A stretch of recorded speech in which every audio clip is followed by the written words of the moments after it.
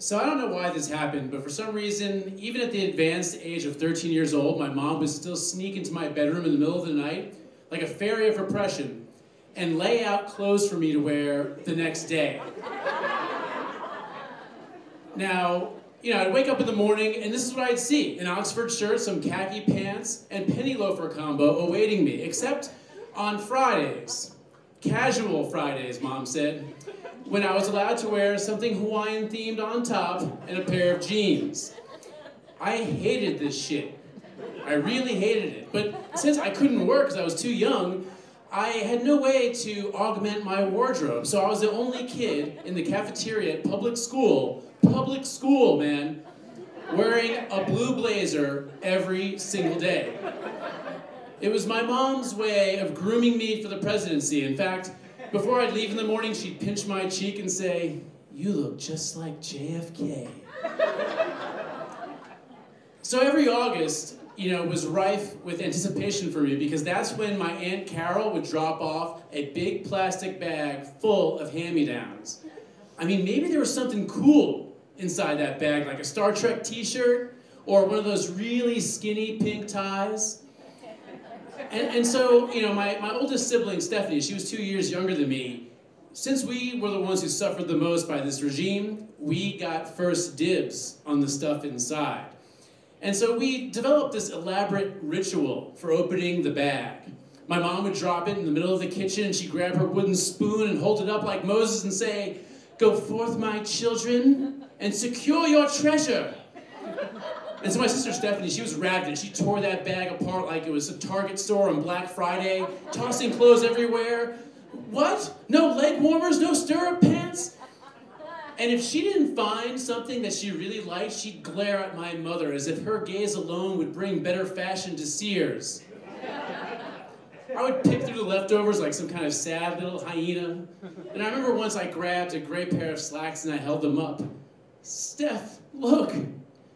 And she just rolled her eyes. "Will you put that thing down? God, dork level 10. But see, the problem was, even though I hated clothing like that, after years of having it shoved down my throat, I was comfortable in those kinds of clothes. In fact, I kind of liked them. So I grabbed those slacks and I continued to wear them, even though I had a couple other copies in my wardrobe, because they matched with everything else in there. But they didn't go with one thing: my ass. And in fact, one day, I was sitting there lying on the floor reading, because that's what we nerds do, when somebody was probing my backside. "Ew, I can see your butt." And it was Stephanie poking me through a hole in my pants right down the ass crack. My God, it's so big. Giant. Now, this was a bad development for me for two reasons. One, it gave her a ready-made comeback whenever I made fun of her about her slightly crooked eyes. "At least I can see straight." Whatever, big butt. Ooh. Because that was number two. It kind of gave me a little bit of a psychosis. I mean, me? Big butt? Now, I know what you're thinking. Shut the hell up, you skinny asshole. But let me tell you something about sibling rivalry. Cute and popular always trumps smart and needy.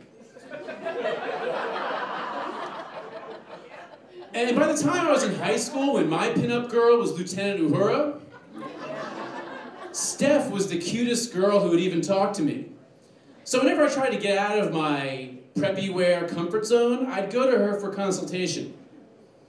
Stripes on plaid? Dork level 10? Another time, she caught me trying to peg my own jeans, where you fold over the cuff and then roll it up. She's like, "What are you doing? That's not how it's done. Let me show you how." Dork level 8. Which I kind of appreciated, because that meant at least she knew I was trying to be cool. A few years later, I was in college, and I went to my brother's wedding, and I was doing my little agitated chicken dance on the dance floor, when Steph and Aunt Susie waved me over. And Susie says, "You know you wear your pants like a fat man?" What? And at this point, Stephanie mouths the words "big butt," and I instinctively make my crooked eyes face. Because in our little Cold War, that's how we reminded each other of the idea of mutually assured destruction. Then Steph gestured kind of like this, and I grabbed my ass, and my fingers did a little searching. Oh my God, I had done it again. I split my pants again. I spent the rest of the night kind of walking along the walls like a roach or a rat, trying to avoid any rear guard kind of attacks. And when I got home that night, for the first time ever, I consulted my profile in a mirror. And I noticed, yes, my pants rose higher on the backside than in the front, just like a fat man. And when I took my belt off, it had this weird bend in it, like aliens had molested the thing. And I showed Stephanie, I said, Steph, fat man belt. And she just smiled and put on another layer of lip gloss. So by now, my psychosis was just getting worse. I mean, I noticed that I could rest my hands on the shelf of my ass, and they wouldn't go anywhere. I mean, they wouldn't slip off. And all of my pants seemed to cup my ass cheeks in a way that might have sent the wrong message to a certain part of the DC population. So, you know, to make it even worse for myself, I somehow decided to get on a consulting gig and eat lots of food on a per diem, and I gained 25 pounds. So the result was I kept buying bigger and bigger pairs of pants to an extent that my skinny legs were draped over with folds of fabric, kind of like curtains. And I was always pulling up my pants, and Steph said, "What are you, some kind of rapper or something? Dork level 10." But, you know, this go large strategy, it more or less worked, right? Baggy pants were popular, but then something happened around 2002, 2003, I can't remember. Because someone out there in the fashion world decided that people had to have hot bodies and six-packs to wear a pair of jeans just when I needed them. So around Thanksgiving, I grabbed Steph and I said, "You gotta help me." And we went to the mall and we tried on every denim in sight. Relaxed fit. Looks like you have a dump in your pants.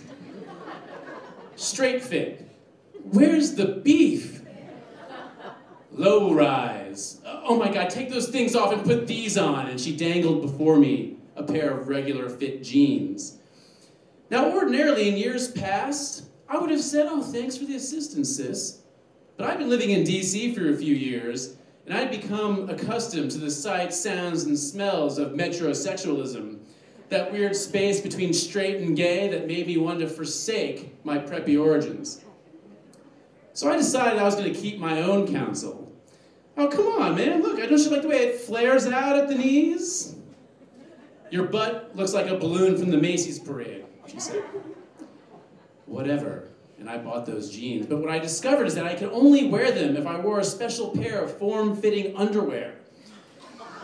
And even then, the waistline wrenched my gut to an extent that I felt like I had to crap my pants, but thankfully, I have yet to experience it. So I only wore these things on special occasions like date night or on Christmas, but what I discovered is that I couldn't really sit down for longer than an hour. It was just too painful. So there I am around the Christmas tree, everyone's unwrapping their Christmas packages, and I have to stand. And the result is, because through the force of fabric alone, my package is protruding out. I mean, not too far, I'm not making any great claims here, but it was enough for Stephanie to notice. And she looks at me and says, "Whoa, tight jeans." And I didn't know if she meant that in a literal or figurative sense. So I slinked away and put on something a little more comfortable. That night she walked up to me and she gave my left ass cheek a real hearty squeeze. "I thought you worked out." She didn't have to say dork level 10. The next day we all went shopping, trying to take advantage of some after Christmas sales. And she returned home with a pair of regular fit jeans. And I put those suckers on and they were comfortable, kind of like being home for the holidays. And it kind of occurred to me that, you know, the only jeans that really matter are the ones that we shared. Who cares about big butts and crooked eyes and all that shit? And in a way, she was trying to tell me that she loved me. And in a way, that would kind of be one of the coolest Christmases for me ever. So anyway, thank you.